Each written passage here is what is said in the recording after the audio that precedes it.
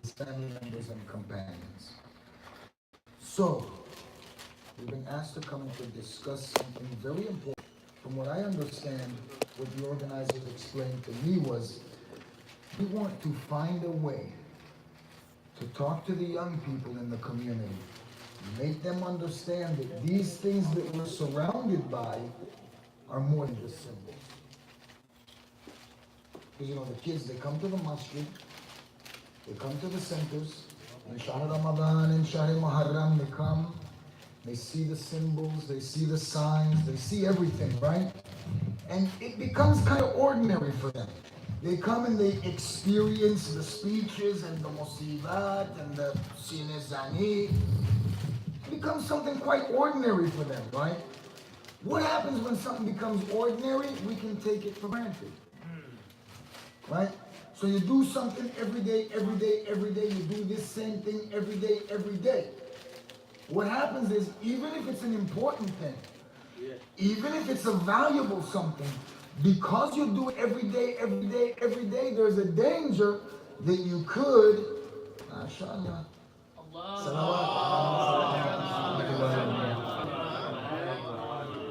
all the microphones, you feel like you're on CNN, or is it Fox News? Which? Salawat.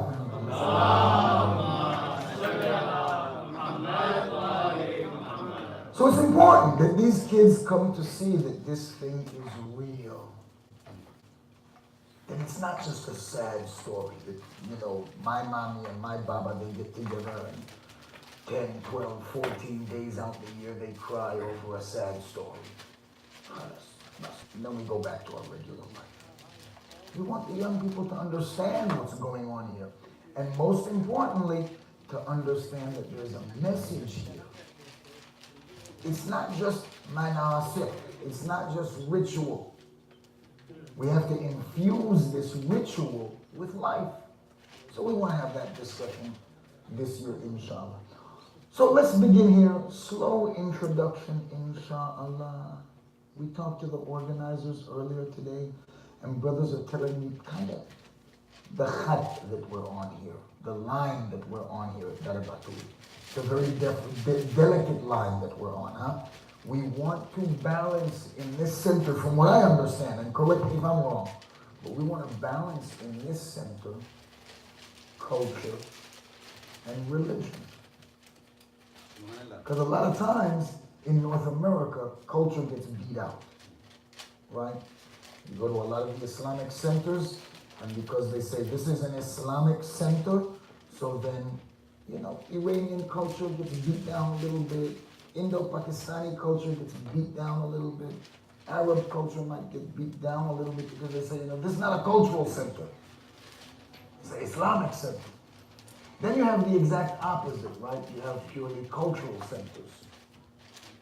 And you got a cultural center where somebody might go there and experience various aspects of their culture, but it might not be an Islamic center.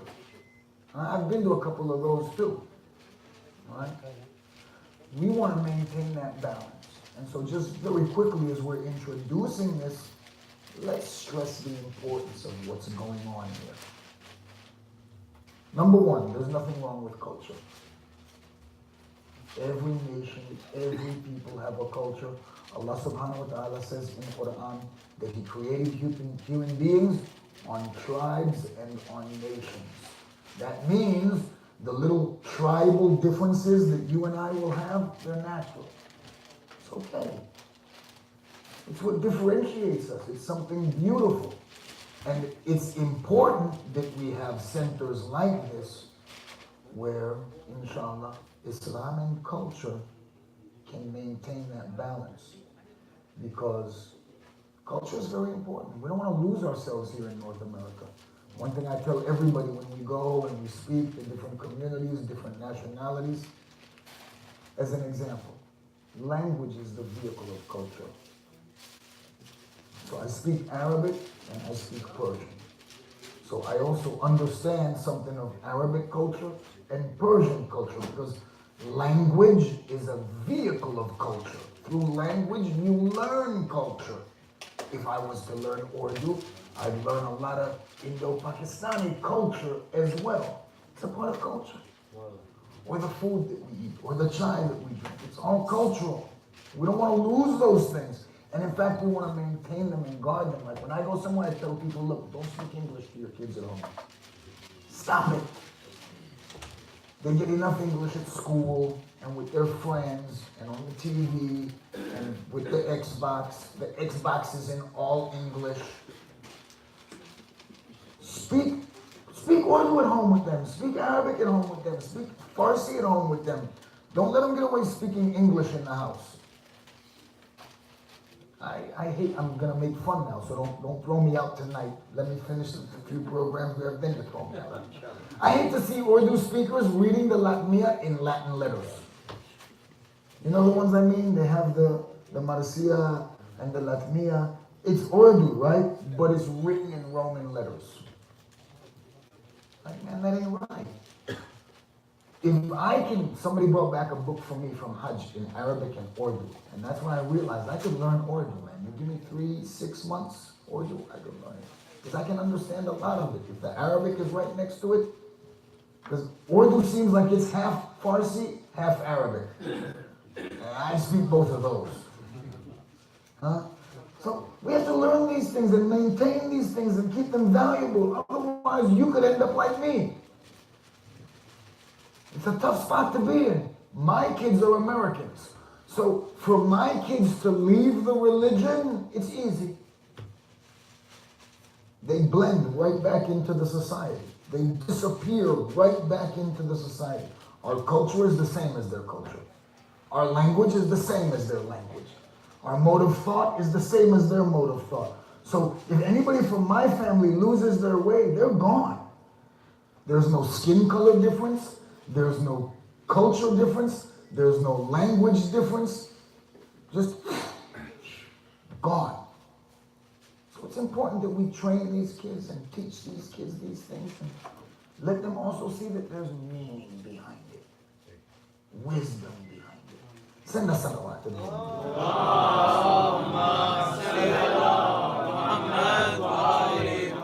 So the discussion we want to have over these next few days is about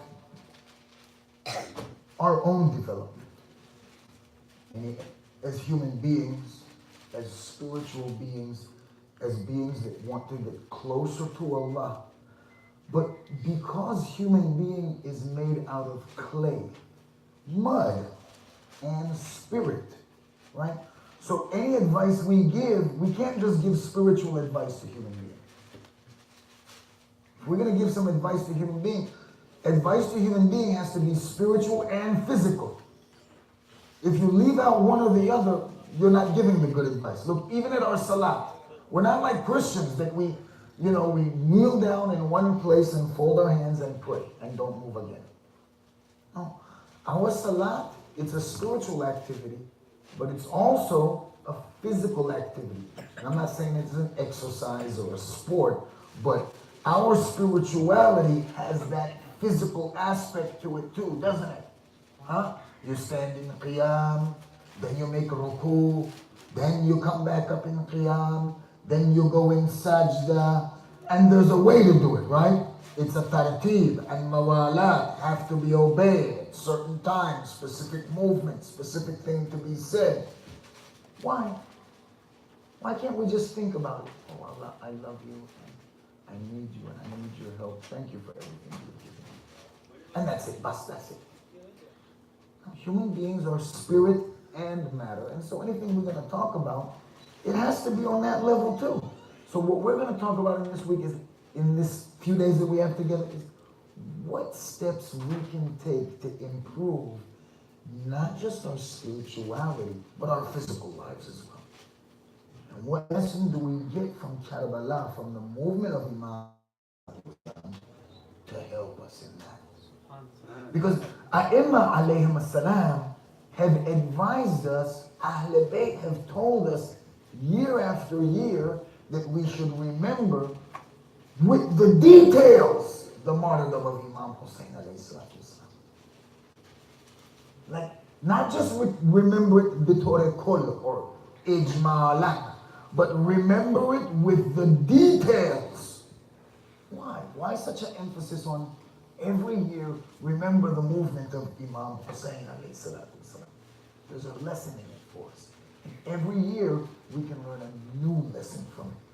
So for this evening, let's start introducing our topic with a little discussion about hopelessness. About yas. In Arabic they call it yas. I'm sure in Persian, I know it's the same thing. I'm sure in Urdu also same thing, yas. To be hopeless, to be despondent. Now usually when we talk about yas, we talk about it in relation to the mercy of Allah. Yas min rahmateh khuda. To be despondent, to be hopeless from the mercy of Allah. And if you look at this great book by Ayatollah Dastaghaib Shirazi, the book called Great Sins in Islam, and that doesn't mean like the most fantastic sins you ever committed. It means gunahan kabira. It means those big sins in Islam, right? Number one in the book is yas. The first one that's mentioned, yani before murder, before tajawuz, before lying, before stealing, before any of these comes what? The greatest sin? Yas. Hopelessness. And this evening we're going to talk about hopelessness quite a bit in these next few days. Tonight we just want to introduce it though from the point of view that most of us understand it. Yes, hopelessness from the mercy of Allah. Now I'm going to be honest with you. A lot of us will say, oh no, I'm not ma'ayus at all. But I'm going to tell you, each and every one of us in here, start with me, is hopeless. We're hopeless. Maybe even helpless. Yes, it's a serious sin, serious discussion that we should have. Send us salawat.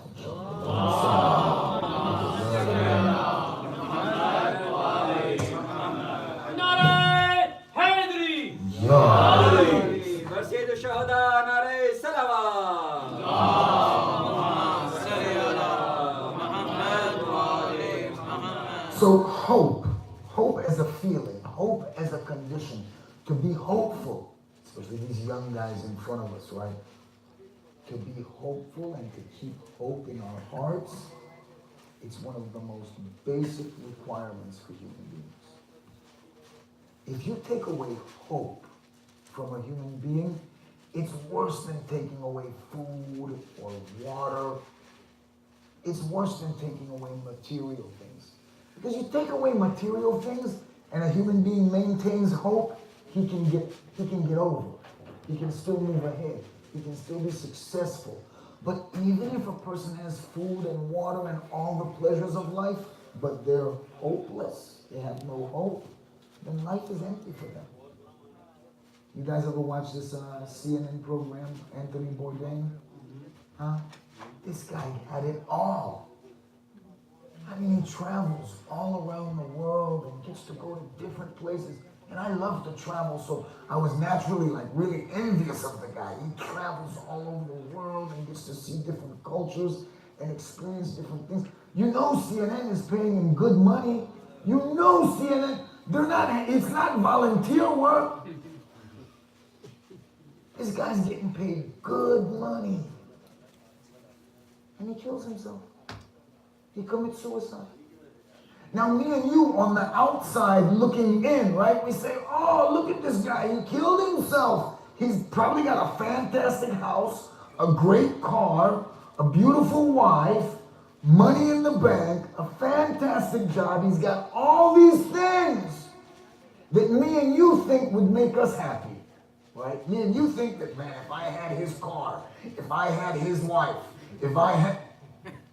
Oh, you're not supposed to say that on the minute, right? If I had what he had, ooh, I'd be happy. Isn't that how we think about it? This guy had all of that stuff, and he killed himself. You can have everything, man, and if you don't have hope, man, you don't got nothing. You don't have anything without hope. So hope is a natural thing that human beings need. And even though human beings need that, some way, somehow, we're predisposed to hopelessness. We need hope. We have to have hope. What do you think keeps the people in Gaza alive? Huh? It's not the fresh water that they're drinking. Okay? It's not the great imported food that they're eating. You know what keeps the Gazans alive? Hope. Hope.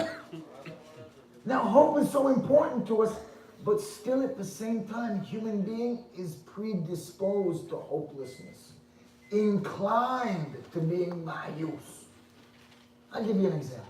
We can be happy and everything's going great. And the first little difficulty we encounter, a small difficulty. And now we say, oh, I can't do it anymore. I'm finished. I can't make it. It'll never work.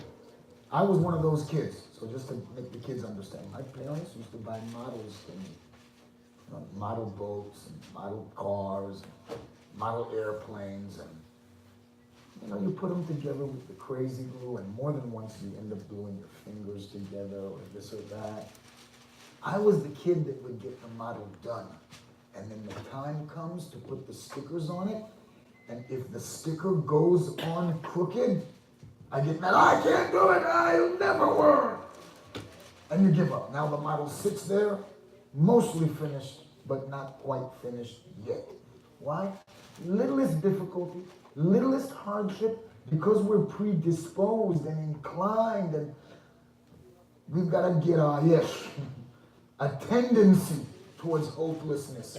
Any difficulty comes up, even the smallest difficulty, we say, it'll never work, it'll never happen, I'm not good enough, I'm not smart enough, I'm not quick enough, not good looking enough, it's not going to work, I give up. So even though we need hope, hope is something that's sometimes very difficult for us to maintain and to hold on to. Where does this hopelessness come from? This hopelessness, especially in relation to the mercy of Allah, and this is something important we have to talk about. What's holding us back spiritually? I won't use you as an example, I'll use me. I accepted Islam in 1989. That's 29 years ago. August of 1929. So, 1989. So that's 29 years ago, if I'm not mistaken. In this 29 years, alhamdulillah, we've been praying, we've been fasting, we've been studying and reading Quran. What happened? Really, have we changed that much in 30 years? Or deep down inside, am I still that 17-year-old? Now look at all of yourselves. We pray, we fast. Have we progressed? When you make your salat, right? Some people after your salat, if they came and they asked you, are you stronger now? Has this salat pushed you forward? Are you in a more forward position now? You say, right? Has that salat helped you? We've been praying for 30 and 40 years, and the older men in the community, the older ladies in the community, they've been praying longer than we have. And the question still remains, all of this ibadat, have we moved forward at all? Still we're committing sins. And when we commit these sins, you know what can happen? We can get to a place where we say, I've gone too far. And I've met people like this, right? They commit sins. Maybe they're not a real sinner. Everybody makes mistakes. But then they come and they say, Allah won't forgive me. I've gone too far. I've committed too much sin. I've lived too long this way. I can't change now. Isn't that what people say? These people have become ma'yus. They've become despondent, hopeless from the mercy of Allah subhanahu wa ta'ala. How did this happen? And how can we prevent that from happening to us and to our children? So let's begin here. One of the roots of hopelessness in our lives, in relation to Allah, our hopelessness in Allah, our despondency from the mercy of Allah, the root of it lays in a misconception of Allah. We have a bad impression of Allah. And to be honest with you, what kind of image do we have of Allah? Really, I tell people this all the time too, and they get mad at me. I tell them, look, Islam is more like Buddhism. Real Islam is more like Buddhism than it is like Christianity or Islam. A lot of people come and say, no, Islam is like Christianity and Judaism. No, study Buddhism a little bit and then come back and talk to me. You know why I say that? The Judeo-Christian God is an angry God. Even the Bible says it. I, your God, am a jealous God. Huh? The Judeo-Christian God is an angry, jealous God. He's always on the lookout. He's waiting for you to make a mistake so that he can punish you. And this is the impression and the idea, this is the concept, this is the relationship. This is the relationship that we have with Allah. Many of us have this relationship. We perceive of Allah almost like he's out to get us. We have a relationship with Allah like the thieves do with the police. You look at a thief driving in the street, right? Even when the thief isn't stealing and he sees a policeman in his car going the opposite direction, the thief gets nervous. But boy, he's not looking for you. He's just driving by. But when you're a thief, you're convinced that the police are always after you. So the cop pulls in behind you, and I've done this before. The cop, not that I'm a thief. Yes, I drove for a few years without a driver's license. I don't recommend it to anyone. Because then you end up like this. The cop pulls in behind you, and because you have that relationship with the police, you immediately make the next right turn. You could turn into somebody's driveway. Just get the police from behind you. You pull into somebody's driveway. I've gone so far as to walk up to the front door and ring the doorbell. Because the cop's sitting there watching me, you know. Bing bong. The person comes to the door, you say, hey, is Jeff here? They say, there's no Jeff here. You say, oh, sorry, wrong address. By that time, the cop's gone and you can get back in your car and go, right? A lot of us have this relationship with Allah. And we've forgotten about the mercy and the love of Allah. And all of our relationship with Allah is like the thief's relationship with the police. We feel that Allah is out to get us. So let's make this straight right now. You know, this is a misconception of Allah. That's why I read for you this verse of Quran, Surah Al-Buruj, verse number 14, where Allah subhanahu wa ta'ala, he says, and Allah is the ever forgiving, the loving, Al-Wadud. Wadda is different from mahabbat. Mawaddat and mahabbat, English is a shallow language. We translate both of these words into English to mean love. Mahabbat and mawaddat. We translate them both to mean love. Right? Because in English, because we're not a very loving people, we only have one word for love. No, it's the truth. No. You can tell what's important to a culture by how many different words they have in their language for that thing. You dig what I'm saying? Like in a culture, if they have a very high value for, I don't know, cola nuts, right? They're gonna have like 100 words for that. Like for instance, I don't know. In Arabic, there's like 100 words for camels. Huh? There's like 100 words for different types of dates in different levels of development. Like the green dates, they have a name. The fully ripe dates, they got a name. The one that's been dried and you eat that dried and it's a little dry and Not very good at all. That's my personal feeling. That's a different type of thing. It got a name. And then all the different things that are valuable in a culture, they have more than one word for them. In English, love is love. And that's it, because we're not very loving. Mawaddat in Arabic, though, it means an intense love. And it's deeper and more intense than mahabbat, than just that regular love. Huh? That mahabbat is that run-of-the-mill love, right? That run-of-the-mill love that we have for, the people that we care about. And that mawaddat is what we should have towards Ahlul Bayt, towards Allah. In this verse, Allah describes Himself as Al-Wadud. He says He's the one who loves us deeply. And this is a misconception that we have in Islam. And that we pass on to our children. Fear is an important instrument to use to teach people. And Allah uses it also. There's nothing wrong with it. Allah uses fear to train people also, like the threat of punishment or the threat of hell. Is Allah subhanahu wa ta'ala using fear to train people? There's a limit to how much we can use fear, though, to train people. Look at your kids, right? As parents, we try to train children, and fear is actually one of the worst ways to train children. Why? Because then we make them fearful.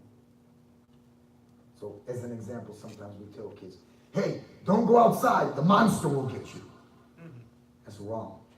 That's bad to tell a child, not just because you're lying and there's no such thing as monsters, but because you're imbibing fear into that child's heart.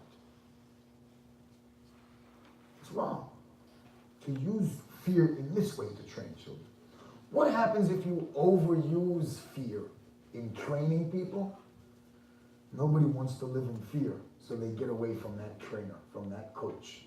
The coach that always uses fear, the father, the mother that always uses fear to train, then what ends up happening is somebody's going to reach a point in their life where they don't want to live in fear anymore.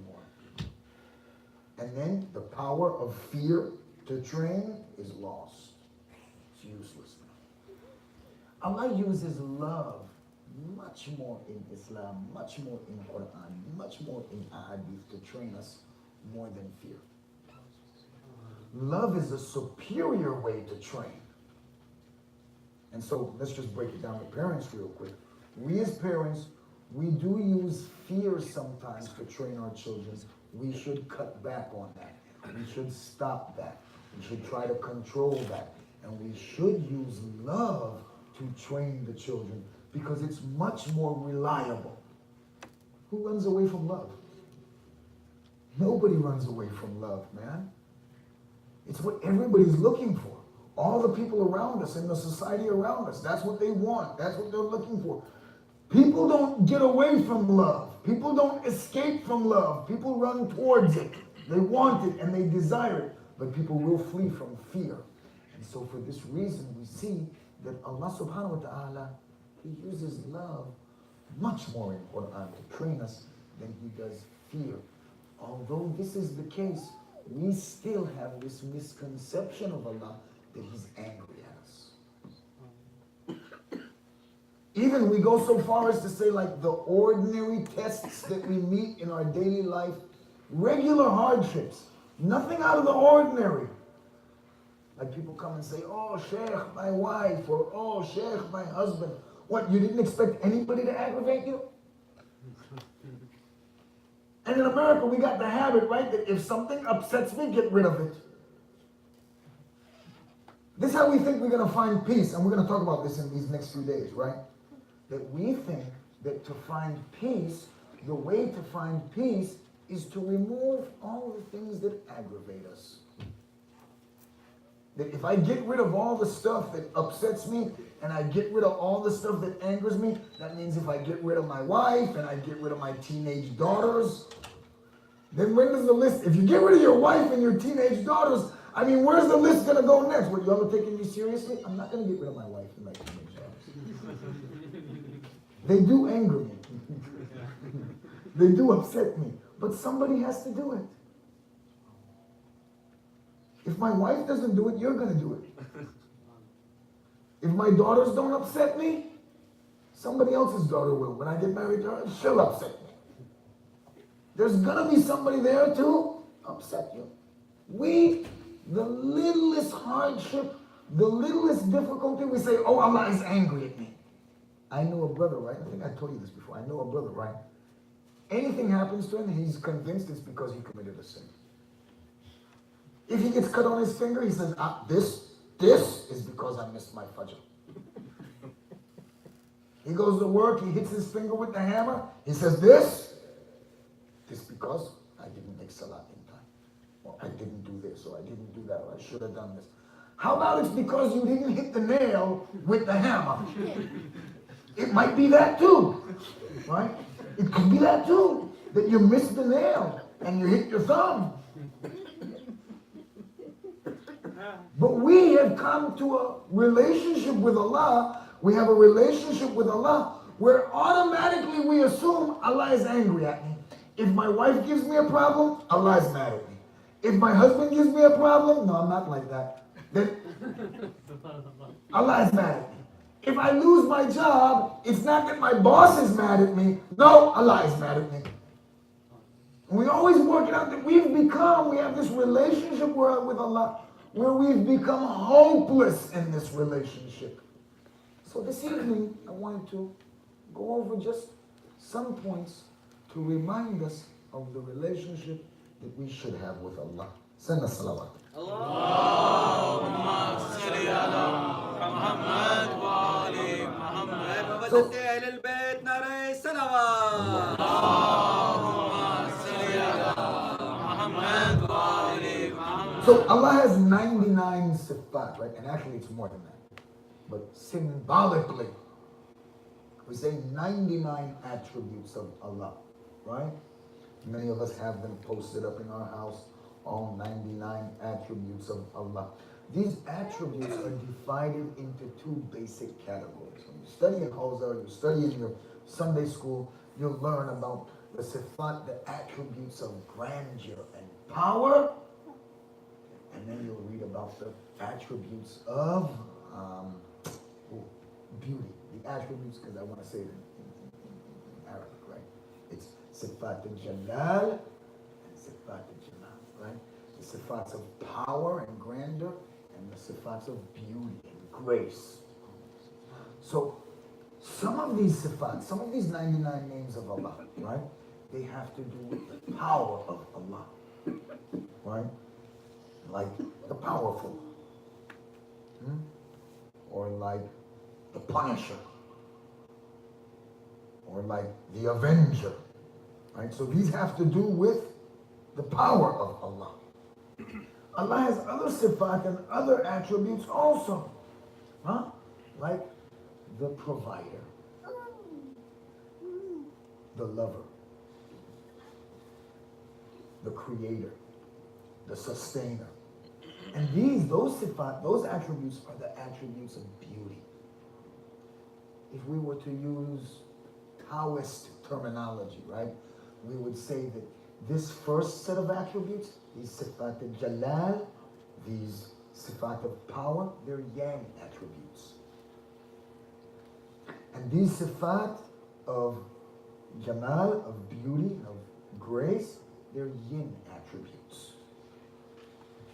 Now let's ask a question. Which one is preeminent? Which one of these two categories is preeminent? Some Muslims are going to come and tell you, listen, Allah is more sifat al-jalal than he is sifat al-jamal. Allah is more sifat of power than he is sifat of beauty. Or others will come and say, the opposite is true. What's our position as Shias, as Muslims? There's a hadith al-Qudsi that makes it very clear for us, where Allah subhanahu wa ta'ala, he says, my mercy predominates over my wrath, or my mercy precedes my wrath. What Allah subhanahu wa ta'ala is saying in this hadith al-Qudsi is that his sifat al-jamal overcome his sifat al-jalal. His sifat of beauty of grace, of mercy, His attributes of love and care are predominant and preeminent and take precedence over those sifat of anger, vengeance, or punishing, or destruction. Because He has both.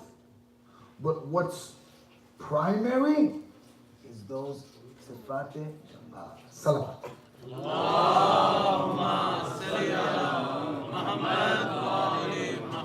We have a lot of verses about hadith and verses about and hadith about how much Allah loves us and how much Allah subhanahu wa ta'ala cares about us and how important hope is in our relationship with Allah. I picked this one out especially for this group. It's related from Imam Baqir alayhi salatu wasalam.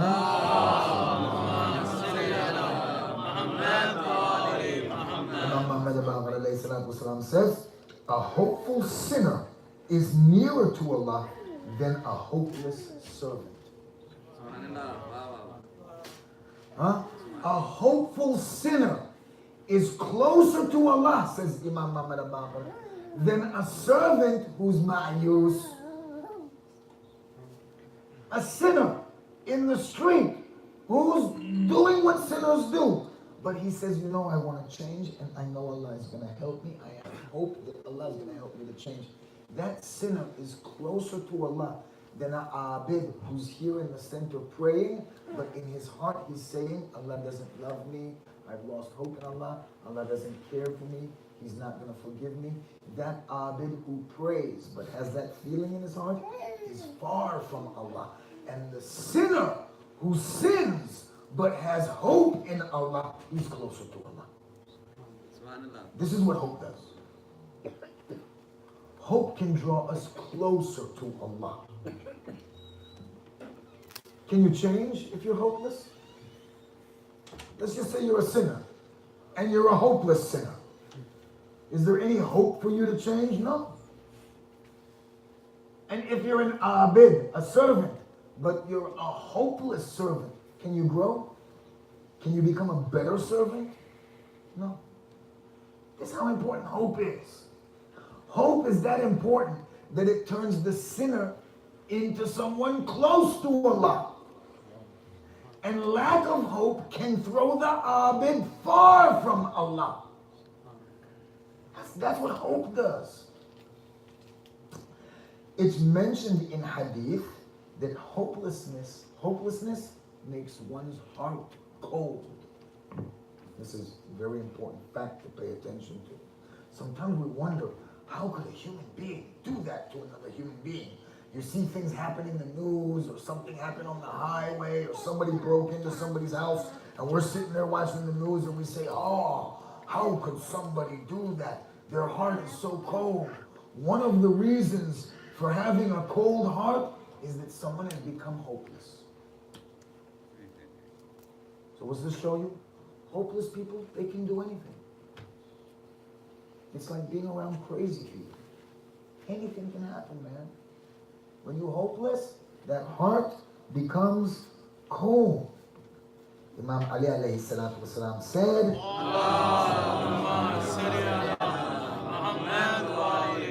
Imam Ali alayhi salatu wasalam said, hopelessness will kill the owner's heart. Anyone who's hopeless, that hopelessness will kill their heart, says Imam Ali alayhi salatu wasalam. You know, in Islam, you consider a heart to be the center of spirituality. I mean, symbolically. In Chinese mythology, the stomach is that. Chinese cosmology, the stomach is that central point. In Islamic cosmology, the heart can be even more central than the brain. Especially when we talk about spiritual affairs. Imam Ali alayhi salatu wasalam says, hopelessness will kill the heart of the person who is hopeless. This is something for us to recall to mind and to remember as we talk about being hopeless from the mercy of Allah subhanahu wa ta'ala. There's verses also in Quran. Allah subhanahu wa ta'ala says, They love Him. Talking about the believers. They love Him and He loves them. Allah loves us. This is something that we have to constantly remind ourselves. And I know I've talked to some members of this community on this topic before when we were at Sabah. A lot of us have a bad relationship with Allah subhanahu wa ta'ala. A relationship that needs to be made closer because we forget that Allah loves us. We don't focus on the fact that Allah loves us and loves us deeply. We've developed things that we say to ourselves every day, nasty things that we say. And we reinforce these things with us every day. So for instance, we might have a mantra where we say, I'm alone and I don't have any helpers or friends. These people aren't my friends. And you get tired of that every day. These people aren't my friends. These people, they're not my friends. That person, what's going to be in their heart? And it's different for everybody. Might have a different mantra. I'm not good enough. I'm not sharp enough. I'm smart enough. I'm not good looking enough. Our lives are so hopeless or so empty. It's because of these things that we remind ourselves of every day. Change this thing that we cite ourselves every day. Let's start reminding ourselves every day that Allah subhanahu wa ta'ala loves us. Once battlefield, and they were kind of like cheerleaders, right? They'd bring them to the battlefield, they'd be on the sidelines, and just like today, you got a football game with the cheerleaders on the sidelines, dancing and hurrahing and cheering for their side. It was the same thing too. You went to Ghazavat, you went to some battle, the kuffar, they would take their legs with them, and that was their cheering squad. So that's how they would get there. They would go with the enemy army usually and cheer. One of these ladies lost her suckling baby in the midst of battle. Baby must have toddled away or something. And the words are flashing. Battle is going on, and this lady is looking for her baby here and there. Finally, when she immediately. So after the battle, the Prophet says to his companions, did you see? They said, yes, Ya Rasulullah. I mean, you can imagine, right? What would you do if you saw in the middle of a battle, a lady is looking for her baby, and when she finds and so in love with this baby, she's in the middle of the battlefield and puts baby to breast, to nurse. Prophet said, did you see that? Companion said, yes, Rasulullah, we saw that. He said, which one of you thinks that this lady would throw that baby into the hellfire or into a fire? Right? And the companion said, no, Rasulullah, never. This mother, this lady, she loved the baby into fire. And then Rasulullah told them, then you should know that Allah loves you more than this mother loves that baby. Allah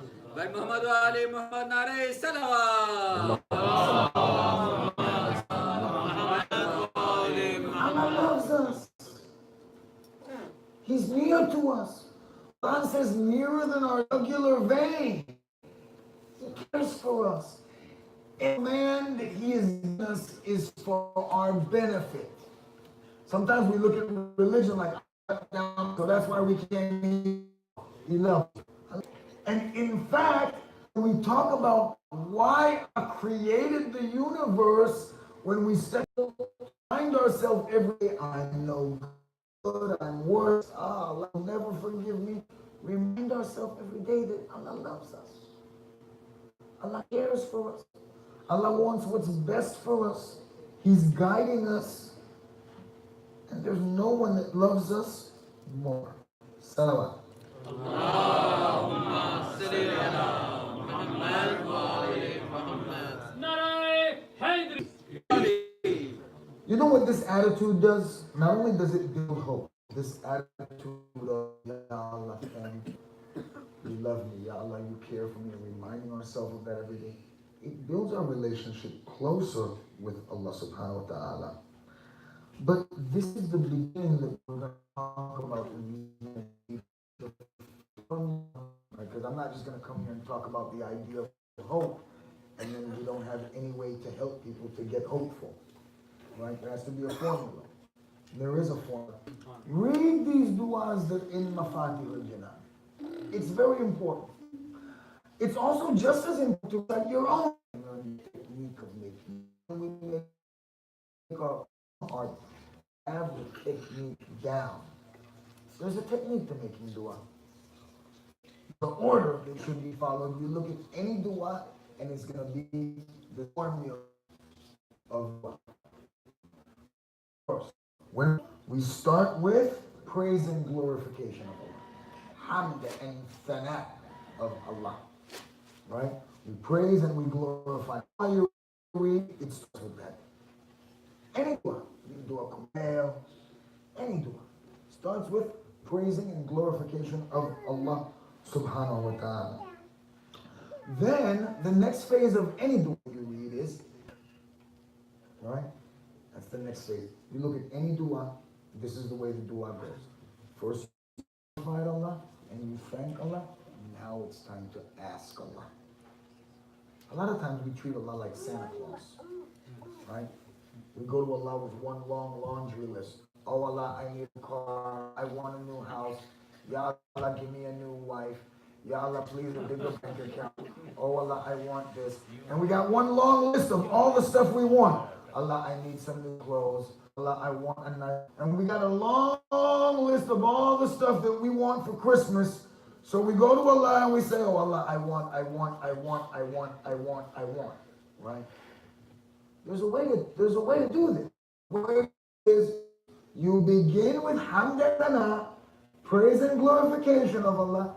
Then you thank Allah for all the barakat and all the blessings that He's already given you. Now it's time to ask for something new. This formula creates hope. How? You know, one time someone came to Amir al-Mu'mineen Ali ibn Abi Talib alayhi salam.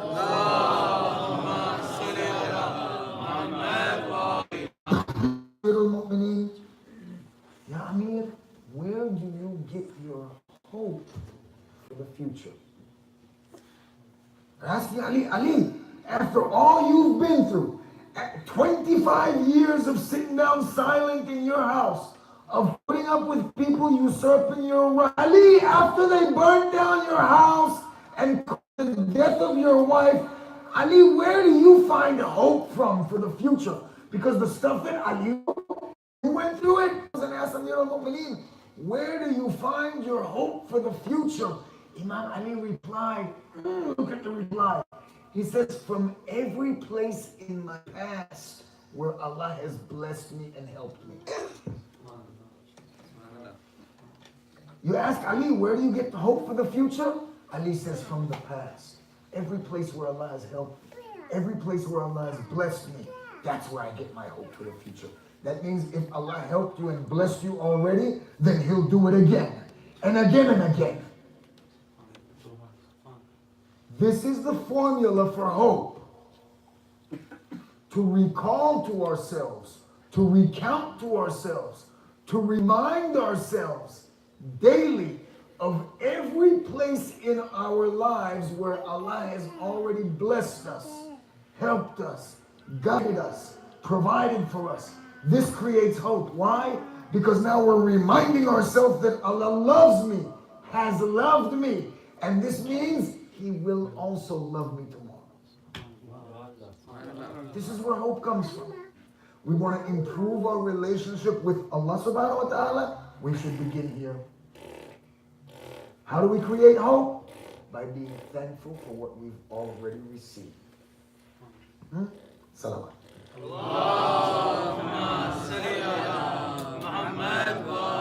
Now for our young people. Because they come to the centers and they hear us talk about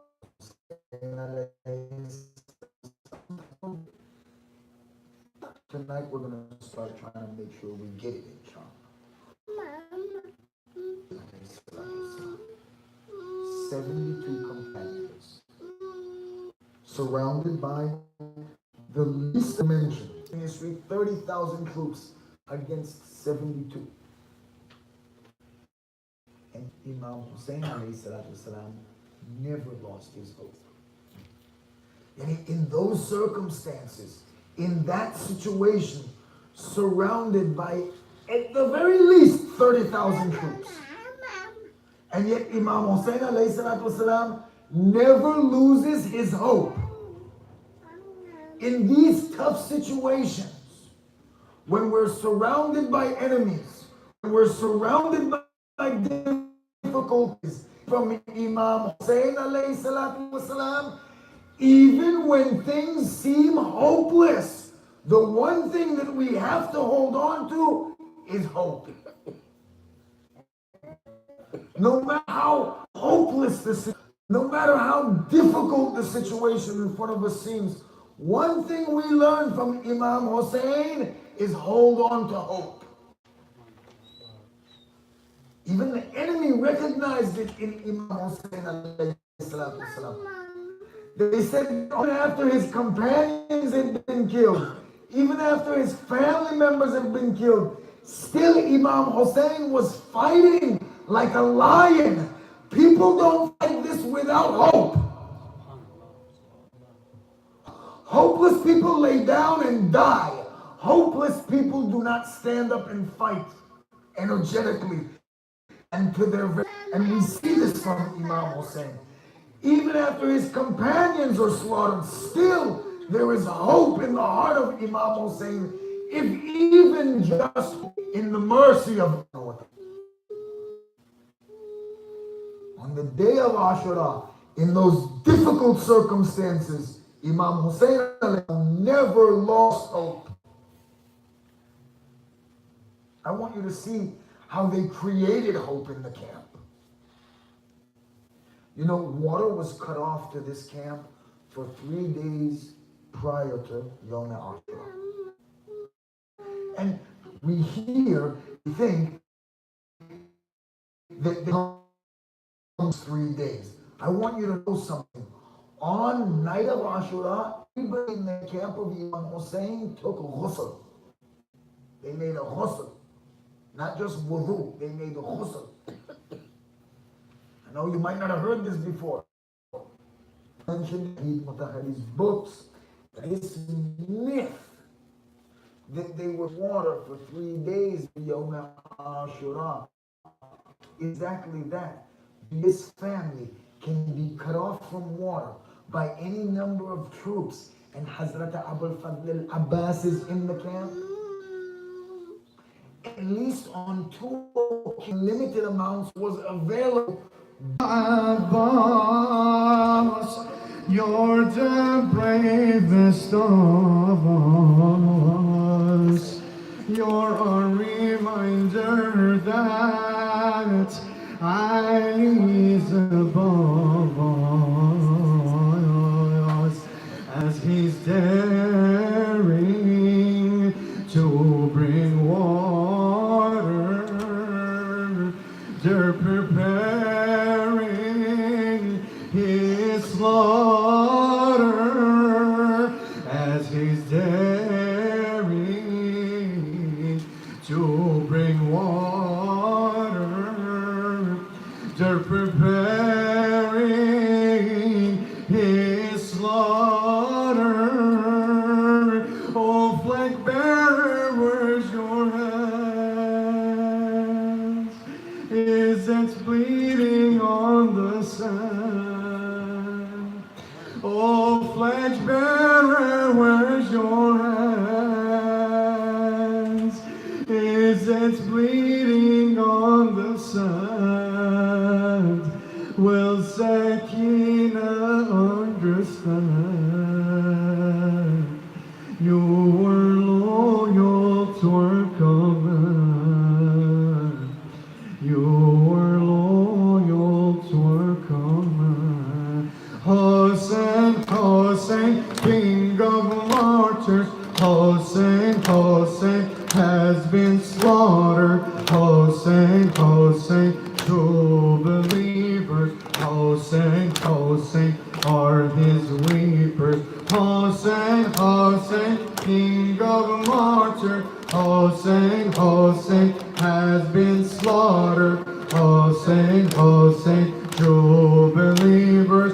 Hussein, Hussein are his weepers. Hussein, Hussein, king of martyrs. Hussein, Hussein has been slaughtered. Hussein, Hussein, true believer. Hussein, Hussein are his weepers. Hussein, Hussein, king of martyrs. Hussein, Hussein has been slaughtered. Hussein, Hussein, true believer. Hussein, Hussein are his weepers.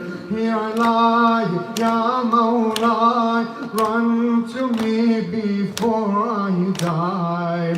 Here I lie, Ya Mawlai, run to me before I die. Oh my uncle, there's my blood, let me see you one last time. As I'm leaving, going further, I'm seeing your murder. As I'm leaving, going further, I'm seeing your murder. I'm a martyr slice for you, to be sacrificed for you. I'm a martyr slice for you, to be sacrificed for you. Oh, there will be days for you when no one remains for you, when no one remains for you. Hussein, Hussein, king of martyrs. Hussein, Hussein has been slaughtered. Hussein, Hussein, true believer. Hussein, Hussein are his weeper. Hussein, Hussein, king of martyrs. Hussein, Hussein has been slaughtered. Hussein, Hussein, true believer. Hussein, Hussein are his weeper. Why the pain, Ya Hussein, while we die upon this plain? Why the pain, Ya Hussein, while we die upon this plain? Where's Muhammad? Where's Qasim? Your soldiers so young been slain. All the loved ones that you carry, all the young ones you bury, all the loved ones that you carry, all the young ones you bury. Now you witnessed all your sons swear to you by the Quran. Now you witnessed all your sons swear to you by the Quran. We will serve you on and on. Hussein, Hussein, Hussein, John. Hussein, Hussein, Hussein, John. Hussein, Hussein, king of martyrs. Hussein, Hussein has been slaughtered. Hussein, Hussein, true believer. Hussein, Hussein are his weeper. Hussein, Hussein, king of martyrs. Hussein, Hussein has been slaughtered. Hussein, Hussein, true believer. Hussein, Hussein are his weeper. Oh my Abbas, Abbas, Abbas. Oh my Abbas, Abbas, Abbas, bravest of us. Abbas, Abbas, where is Abbas? Abbas, Abbas, Abbas, Abbas, Abbas, Abbas, Abbas, Abbas. Oh my Abbas, Abbas, Abbas, oh my Abbas, Abbas, Abbas, bravest of us. Abbas, Abbas, where is Abbas? Abbas, Abbas, Abbas, Abbas, Abbas, Abbas, Abbas, Abbas. Of words that are true, I say this of you. of words that are true. I say this of you, no brother on earth is truer than you. No more could you give, no more could you do. Abbas, Abbas, MashaAllah, Abbas, Abbas, Abbas. This uncle of mine, so tall and so strong. This uncle of mine, so tall and so strong, will soon quench my thirst before long. They say he has died, but they must be wrong. Abbas, Abbas, Abbas, Abbas, Abbas, Abbas. Oh my Abbas, Abbas, Abbas. Oh my Abbas, Abbas, Abbas. My bravest Abbas, Abbas, Abbas. Where is Abbas, Abbas, Abbas, Abbas, Abbas, Abbas, Abbas, Abbas, Abbas. Of all those who love, their love is outdone. Of all those who love, their love is outdone by the love that you had for Fatima's son. From the day you were born, the praise had begun. Abbas, Abbas, Abbas, Abbas. One more time. Abbas, Abbas, Abbas. Who else can claim that Imam Hussein? Who else can claim that Imam Hussein wanted no other and called out his name? My back is broken. Who else remains? Abbas, Abbas, Abbas, Abbas, Abbas, Abbas. Oh my Abbas, oh my Abbas, Abbas, Abbas. Oh my Abbas, Abbas, Abbas. My bravest Abbas, Abbas, Abbas. Where is Abbas? Abbas, Abbas, Abbas, Abbas, Abbas, Abbas, Abbas. The legend still stands. They speak of a man. The legend still stands. They speak of a man who charged like a lion and gave both his hands. You're watching the water, it pours on the sand. Abbas, Abbas, Abbas, Abbas, Abbas, Abbas. Don't tell me of heroes, there's only Abbas. Don't tell me of heroes, there's only Abbas. Protector of Hussein, the one Ali trusts. They cut him and stabbed him, but he's still with us. Abbas, Abbas, Abbas,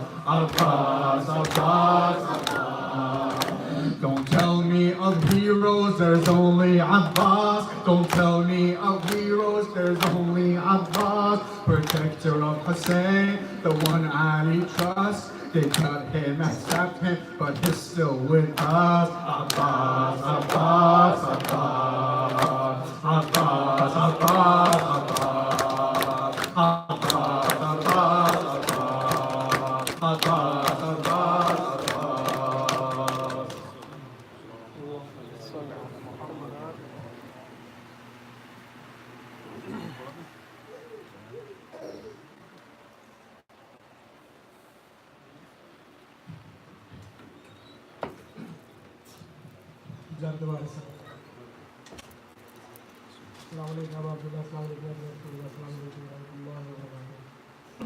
السلام عليك يا وارث آدم صفة الله. السلام عليك يا وارث نوح نبي الله. السلام عليك يا وارث إبراهيم خليل الله. السلام عليك يا وارث موسى كليم الله. السلام عليك يا وارث عيسى روح الله. السلام عليك يا وارث محمد حبيب الله. السلام عليك يا وارث أمير المؤمنين ولي الله. السلام عليك يا ابن محمد المصطفى. السلام عليك يا ابن علي المرتضى. السلام عليك يا ابن فاطمة الزهراء. السلام عليك يا ابن خديجة الكبرى. السلام عليك يا سار الله وابن سار والمجد الموتور. أشهد أنك قد أقمت الصلاة وآتيت الزكاة وأمرت بالمعروف ونهيت عن المنكر وطاعت الله ورسوله حتى أتاك اليقين. فلعن الله من قتلك ولعن الله من ظلمتك ولعن الله من سمعت بذلك فليدك. يا مولاي يا أبا عبد الله أشهد أنك كنت نورا في الإسلام شامخا والأنعام المطهرة لم تملك الجالية بإنجاسها ولم تلبسك من مظلمات ثيابها. أشهد أنك من دائم الدين واركان المؤمنين. واشهد انك الامام البر التقي الرزق الزكي الهادي المهدي. واشهد ان لا اله الا الله ثم التقوى والامر الهدى والعروه الوثقى. والحجة والآل الدنيا وأشهد الله وملائكته وأنبياء ورسوله أني بكم مؤمن وبأبيكم موكل بشرع ديني وأخواتي وأمري وقلبي لقلبكم سن وعبدي لأمركم متبع صلوات الله عليكم وعلى أرواحكم ولا أجسادكم ولا أجسامكم ولا شاهدكم ولا غائبكم ولا ظاهركم ولا باطنكم السلام عليكم يا ابن رسول الله السلام عليكم يا نبي الله السلام عليكم يا أمير المؤمنين السلام عليكم يا ابن فاطمة الزهراء سيد نساء العالمين السلام عليكم يا ابن مسائل الشهيد السلام عليكم يا ابن الشهيد وابن الشهيد السلام عليكم يا ابن المظلوم لعن الله من قتلت ولعن الله من ظلمت ولعن الله من سمعت بذلك فليت به يا تهفت يا عباس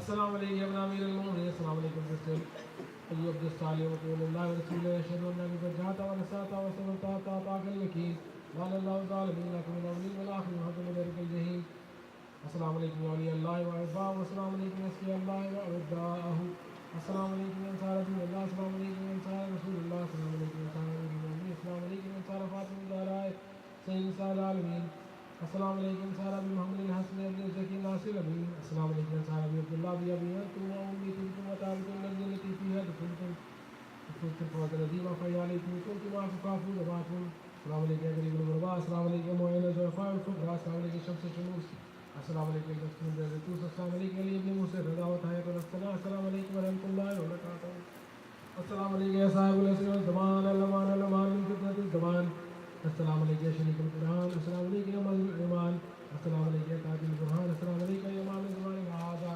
أجل الله تعالى فرجك وسهل الله تعالى مخرجك ورحمة الله وبركاته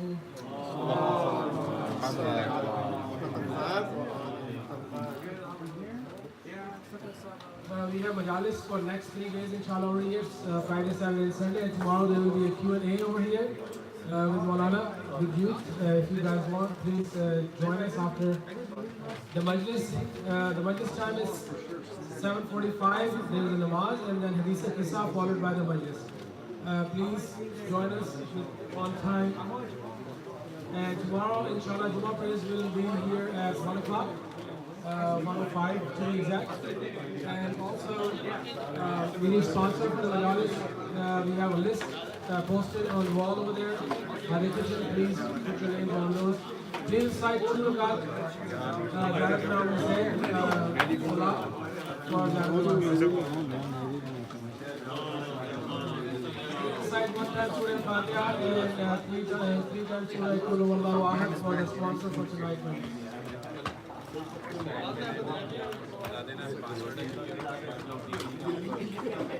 With my kids. Assalamu alaikum.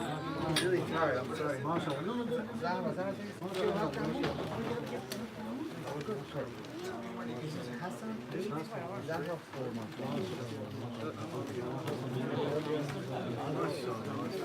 Now you do all this, so... Are you learning like your dad?